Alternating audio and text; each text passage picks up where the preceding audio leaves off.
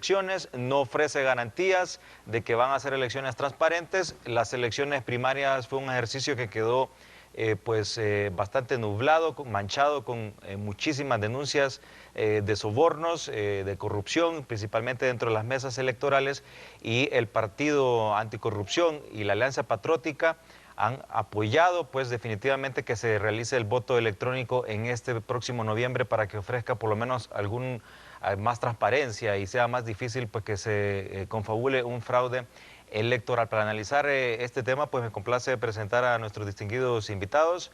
Me acompaña el licenciado Adán Palacios, él es especialista en temas electorales. Muy buenos días, licenciado. Buenos días, Marvin, te agradezco la compañía y un saludo a los amigos para este tema que es de momento y de mucha importancia. Sí, muchas gracias, licenciado. También le damos la bienvenida al programa al abogado José Cecilio Castro.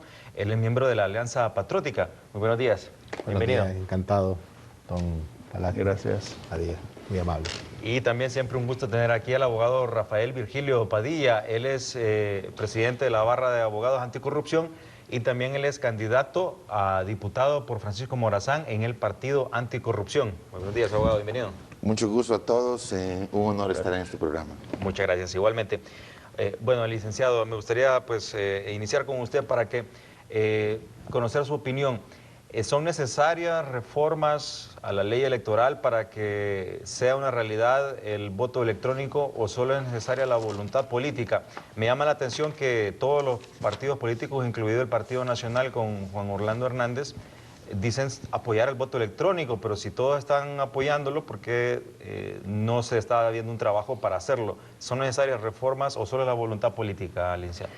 No hay necesidad de hacer reformas, ya la ley lo señala, que cuando el organismo electoral lo considere necesario, incluir otras modalidades en el voto y señala la modalidad del voto electrónico o automatizado. El tema más difícil para esto es conocer realmente qué tecnología es la que se va a utilizar. No es cualquier tecnología, tiene que ser una tecnología que me permita por lo menos algunos elementos que son básicos. Uno, que sea totalmente auditable. En todas las instancias en que se hagan transacciones de votos, suma, resta y todo, tiene que ser auditable. Y eso es importante. Hay tecnologías en América Latina, la venezolana y la misma brasileña, que ellos tienen pueden realizarse 7 auditorías entre que el elector vota hasta la totalización de votos a nivel nacional. El otro tema es que debe ser amigable, que respete la cultura política del país. Es lo que los venezolanos y los brasileños denominan la tropicalización de esa tecnología. Y en este sentido, estas dos tecnologías y Venezuela, que fue la que lo inició con la revocatoria del mandato presidencial en el 2001, ellos emplearon ya lo que llaman la boleta electrónica, que no es otra cosa que una membrana en la cual se inserta una papeleta en papel, una papeleta tal como lo usamos, para que la gente no le extrañe. No va a la pantalla, sino que va a una papeleta. Resulta que Venezuela, como en Honduras, tenemos el mismo problema, los grandes boletas enormes para el ejercicio. Entonces lo que se hace, se introduce una membrana donde tiene sensores, está adaptada al lugar de cada candidato, de cada partido, y lo único que hace el lector, lo que está viendo es una papeleta ya acostumbrada a verla, y solo pulsa y el voto está emitido. Este elemento tecnológico es importante para la tropicalización de esa cuestión, porque lo que tendríamos es una papeleta tal como la tenemos facilitaría más el voto. Exacto. Pero ¿cree que ofrece garantías en el sentido de que sabemos que ningún mecanismo realmente ofrece a un 100% que no haya fraude, pero en Honduras es escandaloso las denuncias que hay de fraude en mesas electorales. Sí. ¿Cree que con el voto electrónico se dificultaría un tanto? Definitivamente. Miren, el voto automatizado de alta tecnología, cero voto nulo, cero inconsistencias. Y además que hay una auditoría en caliente, así se llama, que al terminar de hacer el ejercicio del sufragio, emite un voto físico que me dice qué fue lo que yo hice en la transacción. Es como ir al supermercado. Yo voy al supermercado, escojo tomates, yuca y otras cuestiones, y al llegar ahí me sale qué vale y qué es lo que yo llevo. Sí. Es lo mismo. Mire, yo creo que lo que hay que hablar aquí es de cuál es el origen del mal. Sí, ya vamos a llegar a ese punto porque sí, sabemos que el proceso anterior quedó con serias dudas y que la verdad no fueron esclarecidas nunca por la Corte Suprema de Justicia. Pero sabemos que el que ha enarborado por lo menos o ha impulsado de que se dé este voto electrónico en este proceso electoral es el Partido Anticorrupción. ¿Cuál es la posición de este partido, abogado? Bien, quiero retomar el concepto de don Adán en el sentido del origen del mal. En realidad, el Partido Anticorrupción no ha impulsado por sí mismo el voto electrónico. Quien ha impulsado el voto electrónico es el fracaso del sistema o del proceso electoral interno de los partidos políticos tradicionales pasado en el noviembre reciente. En realidad, nosotros creemos que el sistema actual no ofrece garantías. Entonces hay una necesidad de revertir el sistema actual, porque nosotros no podemos ir a un proceso electoral no como partido, sino como hondureños, en el cual se adulteran las actas, se inflan los votos, pero lo más grave, Marvin, que no se pueda abrir la urna. Nosotros no entendemos cómo el país pretende hacer democracia si cuando hay irregularidades la urna no se puede abrir. Es el absurdo de los absurdos. Mira, cuando se hace el proceso electoral, termina la elección, se hace el escrutinio, se custodia la urna y el ejército con las ametralladoras, con las escafandras, con todo el aparato militar, llevan la urna custodiada como que si fuera un botín y la depositan en el Tribunal Supremo Electoral. ¿Para qué? Nadie sabe para qué, porque la urna no se puede abrir para hacer el recuento voto por voto. ¿Queremos democracia los hondureños o no queremos democracia? Nosotros como partido impulsamos la posición de que sí queremos democracia, pero para hacer democracia realmente tenemos que tener la garantía y la seguridad de que la persona más votada sea la persona electa. Y ese principio solo se puede hacer, solo se puede asegurar abriendo la urna cuando hay irregularidades. Mira, hubieron casos en que habían 40 electores y se infló agregándole un 0 y aparecieron 400. Esa acta fue incorporada a la totalidad de las actas para hacer el escrutinio departamental. Y la ley no permite abrir la urna para verificar que esos 40 personas, que esos 40 votos eran unos 40 votos reales. Entonces, si eso es imposible, el país, el sistema, está abocado a una ley que invita al fraude, que invita a la irregularidad.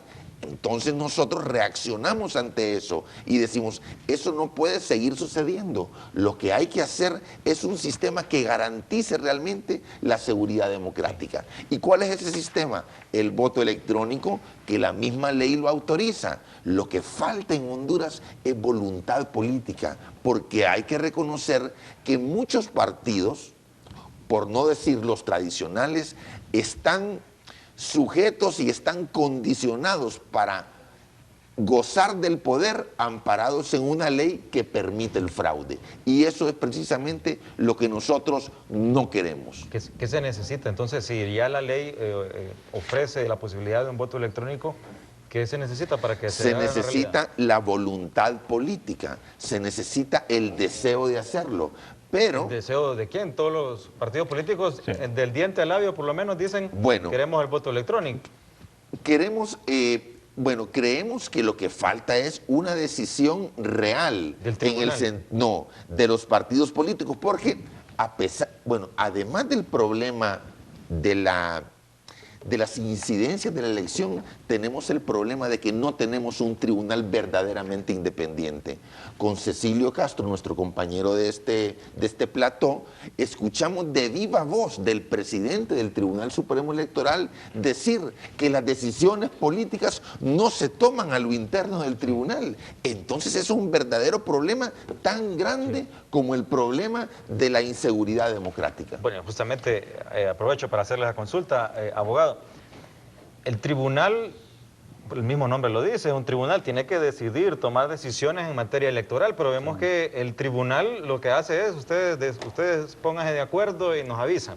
Es decir, se limpia las manos el tribunal, no toma decisiones, de Supremo pues también está en duda, puesto que recientemente hubo el caso en el Congreso Nacional que dio una prórroga ni tan siquiera solicitada por el Tribunal Supremo Electoral y lo hizo pues unilateralmente. Prácticamente violentando lo que sería la ley electoral y también la independencia del Tribunal Supremo Electoral. En fin, ha dejado muchas dudas. Entonces, la posición del tribunal con el voto electrónico es, pónganse de acuerdo, o cuál sería la decisión que se debe tomar para que realmente haya un voto electrónico en Honduras. Bien, primeramente quiero expresar el agradecimiento en nombre de la Alianza Patriótica Hondureña por habernos invitado a este foro televisivo. La Alianza Patriótica se pronuncia a favor de la implementación del voto electrónico y de las mesas electorales receptoras independientes.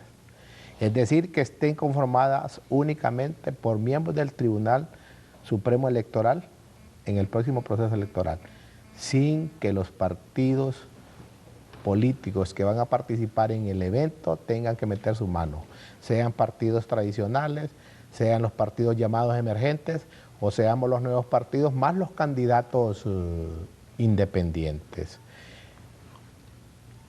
Cuando usted establece que el honorable Tribunal Supremo Electoral manifiesta esa situación, yo lo calificaría como los Pilatos del siglo XXI, porque se están lavando las manos.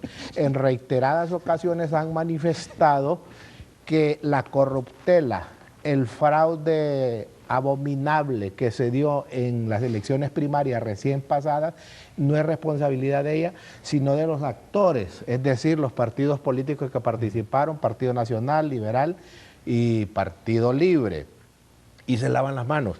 Pero el decreto número 44 legislativo emitido el 15 de mayo del 2004 dice que se crea la ley electoral y de las organizaciones políticas y que esta ley y sus reglamentos son de orden públicos para permitir un sufragio universal. Y en su artículo 9 dice, el Tribunal Supremo Electoral le corresponde todo lo relacionado con los actos y procedimientos electorales. Entonces, no se puede lavar las manos. El artículo 180 de la ley electoral y las organizaciones políticas establece, dice, mecanismos especiales de votación y escrutinio. El Tribunal Supremo Electoral podrá establecer mecanismos especiales de votación y de escrutinio, tales como mayor cantidad de cabinas de votación o mecanismos electrónicos de votación y de escrutinio en todos los departamentos que sea posible. Entonces, ahora el Tribunal Supremo Electoral se ha salido con su manifestación de que espera la voluntad política del consenso de los partidos políticos para implementar el voto electrónico. La ley no dice eso. La ley dice que es la autoridad que va a regular el proceso electoral.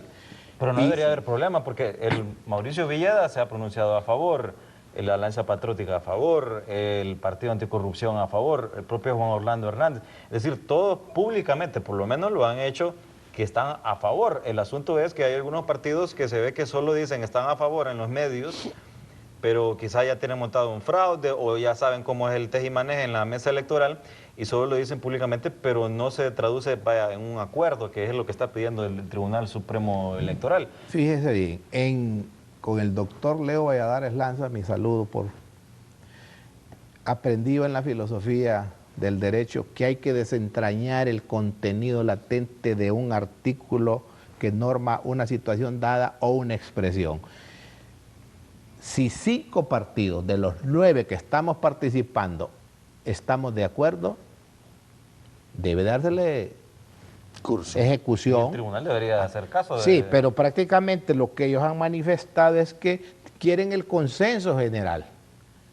Y la ley no dice eso. La ley un no documento dice. firmado. Entonces, cuando usted manifiesta de que casi todos los partidos políticos se han manifestado a favor de la implementación del voto electrónico, vea usted que, como dicen allá tierra adentro, son manifestaciones de la boca para afuera. Porque allá hubo un partido que dijo su candidato que estaban de acuerdo con el voto electrónico. Lo manifestó el vocero oficial, pero de repente dicen que el Comité Central no está a favor del voto electrónico. Y por allá después salen diciendo que si ya se implementó el voto electrónico en el Poder Legislativo, en el Congreso, que ellos no tienen ningún problema. Entonces, también manifiestan problemas de orden económico. El voto electrónico le ofrece a usted grandes ventajas. Su bajo costo económico. Usted evita la emisión de millones y millones de boletas electorales, que ese es un negocio para una serie de gente que ya están mediáticamente habladas para el proceso de cuántas me vas a dar a mí, cuántas te voy a dar a vos. Entonces...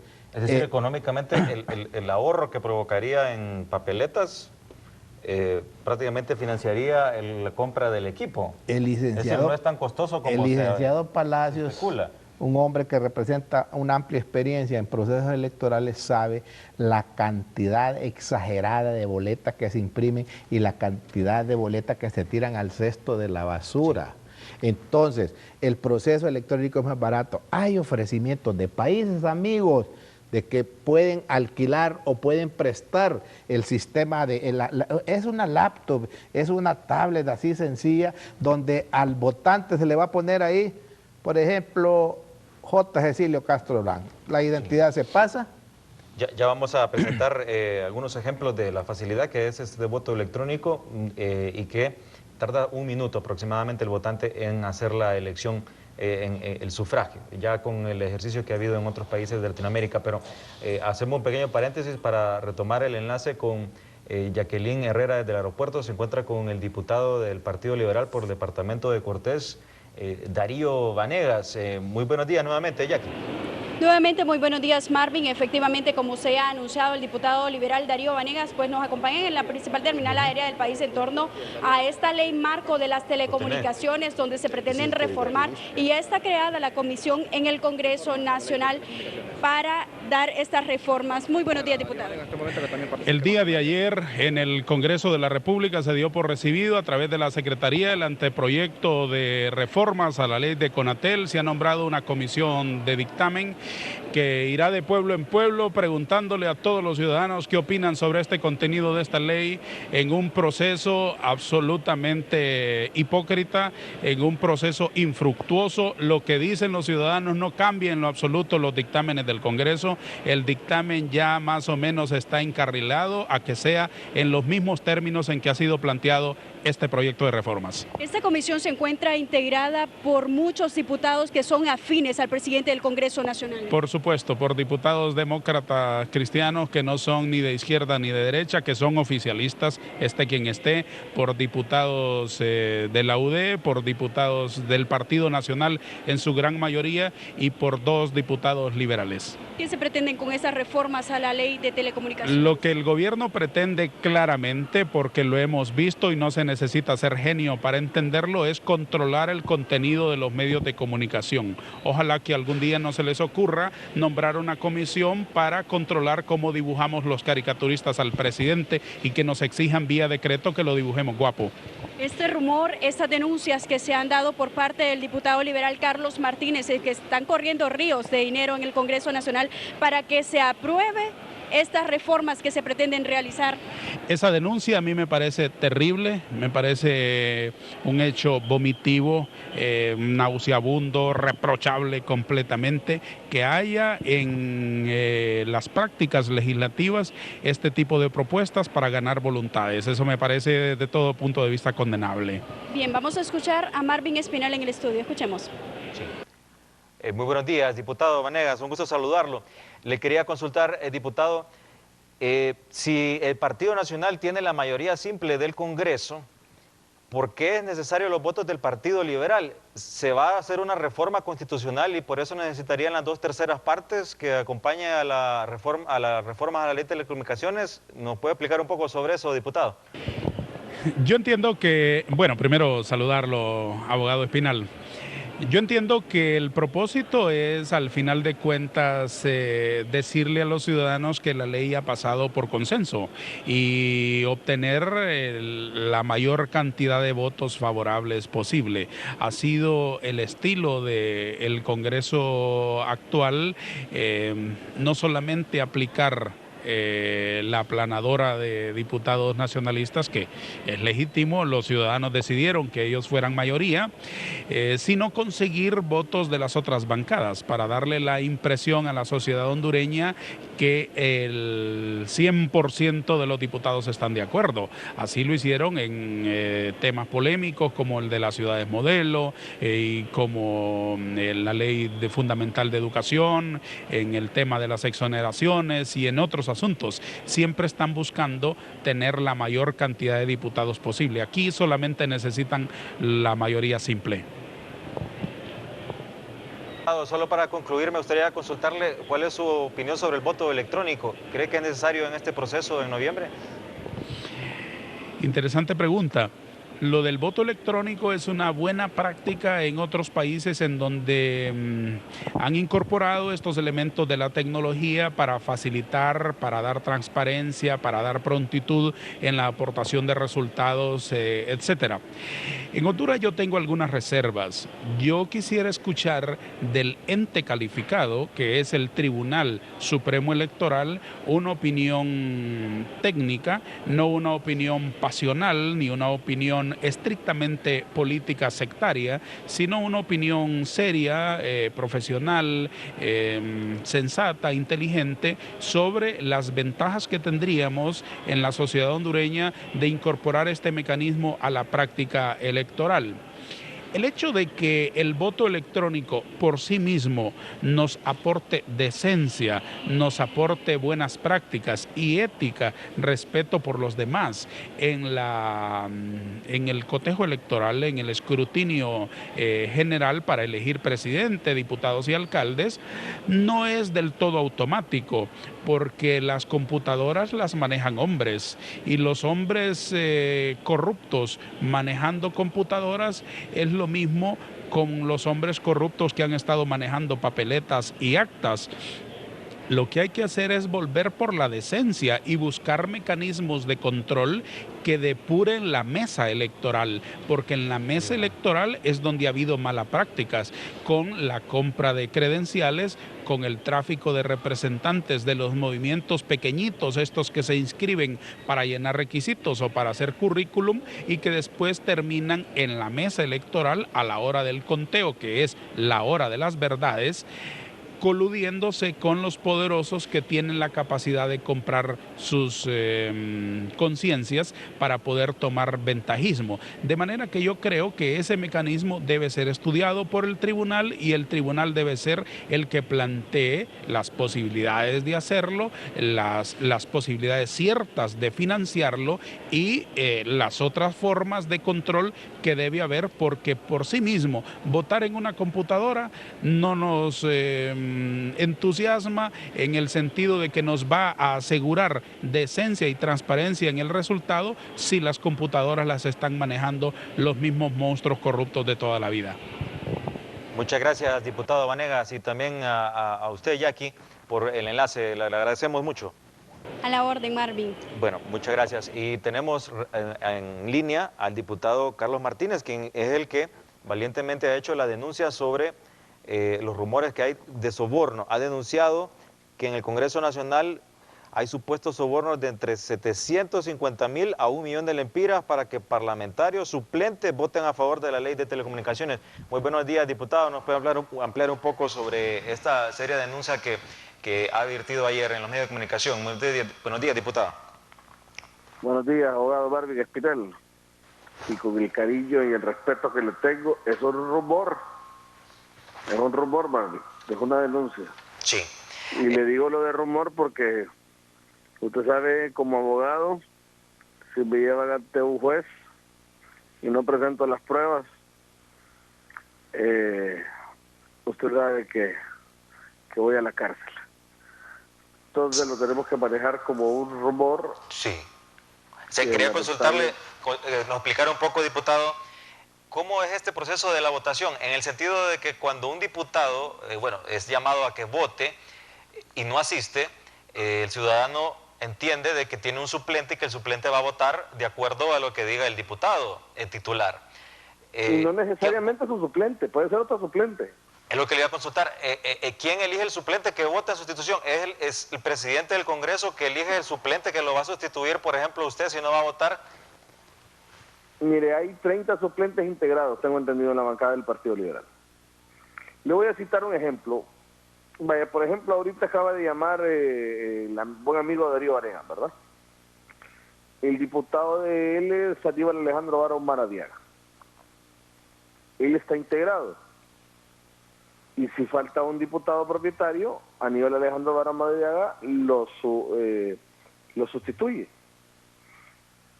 No importando si el propietario es de Valle, o de Choluteca, o de Lempira, él lo sustituye porque está integrado.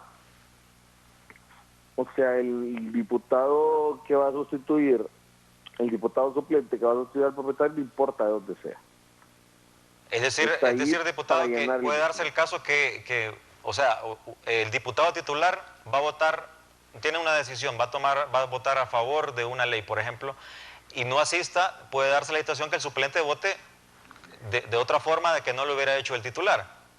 Correcto. Y mire, Marvin, usted me ha conocido a mí como una persona franca y sincera. Esto ya ha ocurrido en otras ocasiones, donde el diputado propietario, por quitarse el peso de encima, de evadir una ley que de repente lo puede comprometer políticamente, no va al Congreso. Y no estoy diciendo porque tenga una negociación, sino que sencillamente no va por esquivar su responsabilidad de votar a favor o en contra o abstenerse de determinada ley. Entonces deja su curul en blanco, pues ahí viene un diputado suplente y se sienta y él es el que toma la decisión de votar por él. Y quiero aclarar algo, porque esto me ha causado a mí algún tipo de problema. Yo soy diputado suplente, bajo la condición de que mi propietario, que es don Jacobo Regalado Weissenblum, el presidente de la República, lo tomó como ministro de la SAC y a mí se me nombró propietario. Porque muchos dicen de que conviven con el rumor que yo he dado a conocer, me he llevado a los suplentes por enfrente y que se me ha olvidado de dónde yo vengo. Y no, yo estoy consciente, yo soy diputado suplente. Pero tomé la decisión de dar a conocer este rumor, porque cuando el río suena, piedras trae, pues entonces yo sí estoy consciente de mi condición. El pueblo no me eligió como propietario, en esta ocasión busco ser un diputado propietario, pero son 100 pesos aparte. Sí. Bueno, le agradezco mucho, diputado, y bueno, esperamos que este tipo de rumores que se den sean investigados, porque la verdad no debe desmeritarse tan fácilmente este rumor. Creo que la Junta Directiva del Congreso Nacional debe hacer una investigación realmente si pasa esto, y no simplemente limitarse a desmeritar rápidamente esta serie de denuncias. Muchas gracias, diputado. Yo no creo que la Junta Directiva la que tiene que investigar, abogado Marvin. Sí, yo creo que tiene que ser por ahí el Tribunal Superior de Cuentas, la Fiscalía, de repente por ahí ver si en cuentas bancarias hay movimientos o no hay movimientos. Sí. Bueno, yo creo que de repente por ahí podría ser la cosa. Le agradezco mucho. Digo yo, no sé, yo no sé mucho de investigaciones, pero digo yo. Sí, le agradezco mucho. Muchas gracias. Bueno, licenciado Adán Palacio, bueno, vamos a una pausa. Al regresar, me gustaría que el licenciado Adán Palacio nos hable un poco sobre por qué en Honduras se habla mucho del fraude. El tribunal dice que no es en el tribunal, que es en las mesas, pero de la mesa no pasa nada, a pesar de que las mesas electorales cada partido conoce quién estuvo en esa mesa, conocen los nombres, quiénes estuvieron ahí, y pueden fácilmente pues, hacer un proceso que derive en una sentencia judicial que siente un precedente para evitar futuros fraudes. Vamos a una pausa y ya regresamos.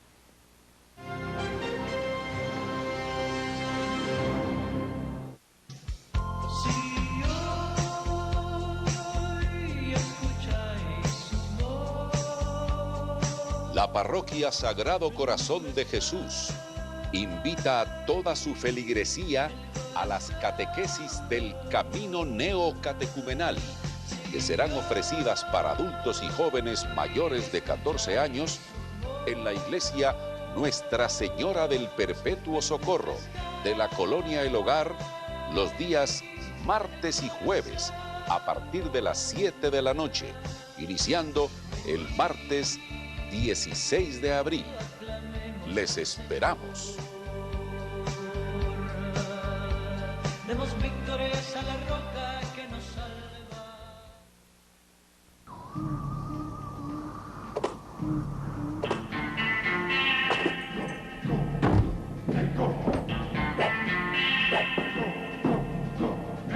¿Dónde está aquel que se ha atrevido a eliminar las lombrices? ELI 2. Elimina los parásitos intestinales por una sola dosis de 2 tabletas masticables. ELI 2. Para toda la familia. Así sobreviven hoy. ¿Y mañana?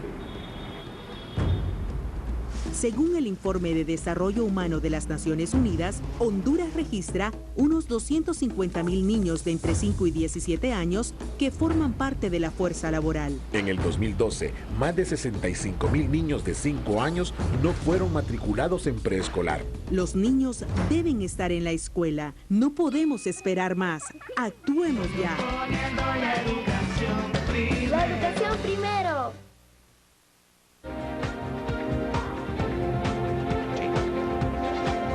Bueno, continuamos en primer plano hablando sobre el voto electrónico y el proceso electoral que se avecina en noviembre. Aquí les voy a pasar solo imágenes para que veamos cuáles son los pasos del voto electrónico, que son muy simples. Solo es presentar su cédula de identidad, la cual va a ser revisada por la mesa, va a introducir la identidad y automáticamente en este proceso la máquina pues lo guiará paso a paso a realizar los votos. Eso es un proceso muy sencillo.